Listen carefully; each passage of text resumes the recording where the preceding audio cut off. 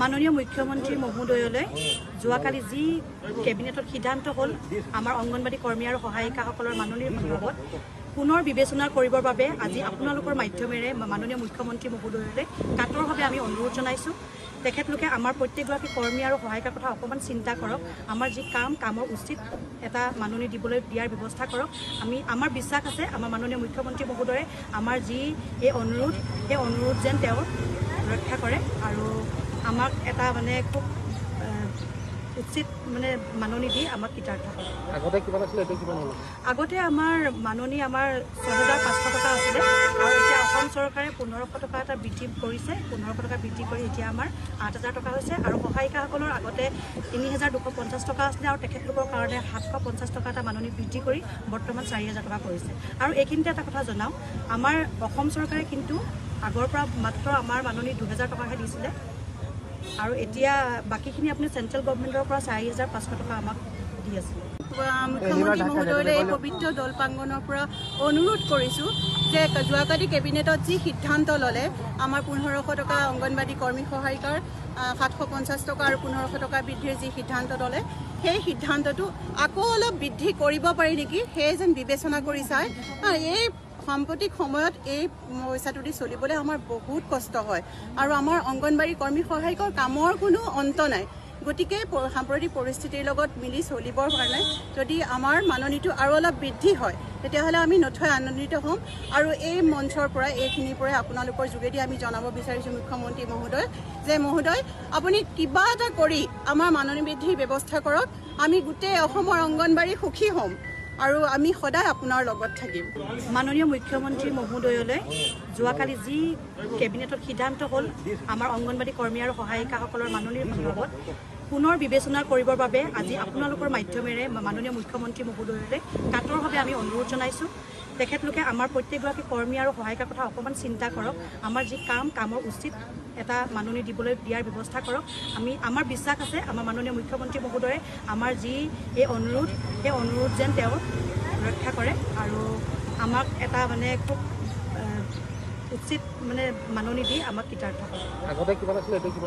আগতে আমাৰ মাননি ৬,৫০০ টকা আছিলে আৰু এতিয়া অসম চৰকাৰে ১৫০০ টকা এটা বৃদ্ধি কৰিছে। ১৫০০ টকা বৃদ্ধি কৰি এতিয়া আমাৰ ৮,০০০ টকা হৈছে আৰু সহায়িকাসকলৰ আগতে ৩,২৫০ টকা আছিলে আৰু তেখেতলোকৰ কাৰণে ৭৫০ টকা এটা মাননি বৃদ্ধি কৰি বৰ্তমান ৪,০০০ টকা কৰিছে।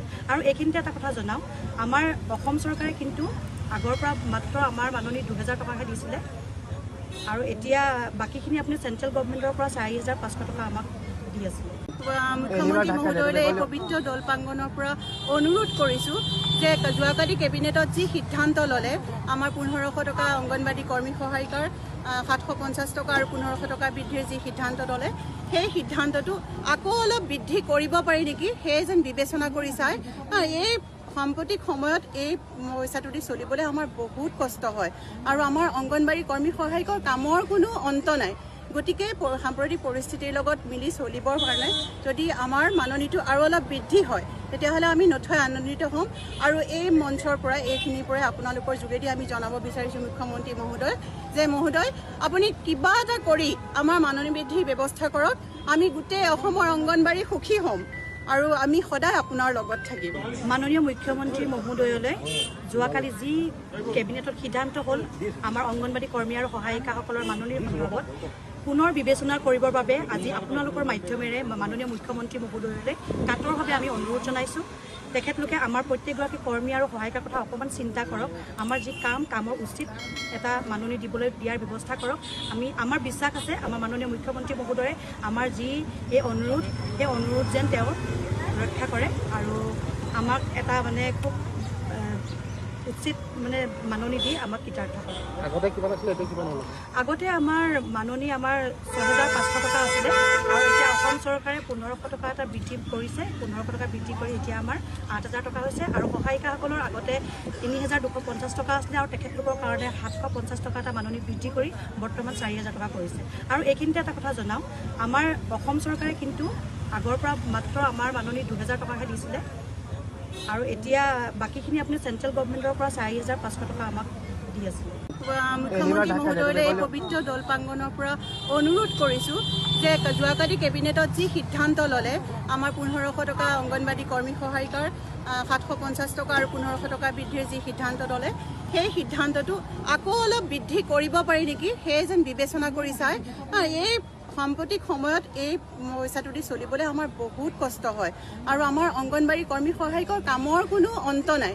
গতিকে সাম্প্ৰতিক পৰিস্থিতিৰ লগত মিলি চলিবৰ কাৰণে যদি আমাৰ মাননিটো আৰু অলপ বৃদ্ধি হয় তেতিয়াহ'লে আমি নথৈ আনন্দিত হ'ম। আৰু এই মঞ্চৰ পৰা এইখিনিৰ পৰাই আপোনালোকৰ যোগেদি আমি জনাব বিচাৰিছোঁ মুখ্যমন্ত্ৰী মহোদয় যে মহোদয় আপুনি কিবা এটা কৰি আমাৰ মাননি বৃদ্ধিৰ ব্যৱস্থা কৰক। আমি গোটেই অসমৰ অংগনবাড়ী সুখী হ'ম আৰু আমি সদায় আপোনাৰ লগত থাকিম। মাননীয় মুখ্যমন্ত্ৰী মহোদয়লৈ যোৱাকালি যি কেবিনেটত সিদ্ধান্ত হ'ল আমাৰ অংগনবাড়ী কৰ্মী আৰু সহায়িকাসকলৰ মাননিৰ সন্দৰ্ভত পুনৰ বিবেচনা কৰিবৰ বাবে আজি আপোনালোকৰ মাধ্যমেৰে মাননীয় মুখ্যমন্ত্ৰী মহোদয়লৈ কাতৰভাৱে আমি অনুৰোধ জনাইছোঁ। তেখেতলোকে আমাৰ প্ৰত্যেকগৰাকী কৰ্মী আৰু সহায়িকাৰ কথা অকণমান চিন্তা কৰক। আমাৰ যি কামৰ উচিত এটা মাননি দিয়াৰ ব্যৱস্থা কৰক। আমাৰ বিশ্বাস আছে আমাৰ মাননীয় মুখ্যমন্ত্ৰী মহোদয়ে আমাৰ যি এই অনুৰোধ সেই অনুৰোধ যেন তেওঁ ৰক্ষা কৰে আৰু আমাক এটা খুব উচিত মাননি দি আমাক কৃতাৰ্থ কৰে। আগতে আমাৰ মাননি 6500 টকা আছিলে আৰু এতিয়া অসম চৰকাৰে 1500 টকা এটা বৃদ্ধি কৰিছে। 1500 টকা বৃদ্ধি কৰি এতিয়া আমাৰ 8000 টকা হৈছে আৰু সহায়িকাসকলৰ আগতে 3250 টকা আছিলে আৰু তেখেতলোকৰ কাৰণে 750 টকা এটা মাননি বৃদ্ধি কৰি বৰ্তমান 4000 টকা কৰিছে। আৰু এইখিনিতে এটা কথা জনাওঁ, আমাৰ অসম চৰকাৰে কিন্তু আগৰ পৰা মাত্ৰ আমাৰ মাননি 2000 টকাহে দিছিলে আৰু এতিয়া বাকীখিনি আপুনি চেণ্ট্ৰেল গভৰ্ণমেণ্টৰ পৰা 4500 টকা আমাক দি আছিলে। মুখ্যমন্ত্ৰী মহোদয়লৈ এই পবিত্ৰ দৌল প্ৰাংগণৰ পৰা অনুৰোধ কৰিছোঁ যে যোৱাকালি কেবিনেটত যি সিদ্ধান্ত ল'লে আমাৰ 1500 টকা অংগনবাড়ী কৰ্মী সহায়িকাৰ 750 টকা আৰু 1500 টকা বৃদ্ধিৰ যি সিদ্ধান্ত ল'লে সেই সিদ্ধান্তটো আকৌ অলপ বৃদ্ধি কৰিব পাৰি নেকি সেয়ে যেন বিবেচনা কৰি চাই। এই সাম্প্ৰতিক সময়ত এই পইচাটো দি চলিবলৈ আমাৰ বহুত কষ্ট হয় আৰু আমাৰ অংগনবাড়ী কৰ্মী সহায়িকৰ কামৰ কোনো অন্ত নাই। গতিকে সাম্প্ৰতিক পৰিস্থিতিৰ লগত মিলি চলিবৰ কাৰণে যদি আমাৰ মাননিটো আৰু অলপ বৃদ্ধি হয় তেতিয়াহ'লে আমি নথৈ আনন্দিত হ'ম।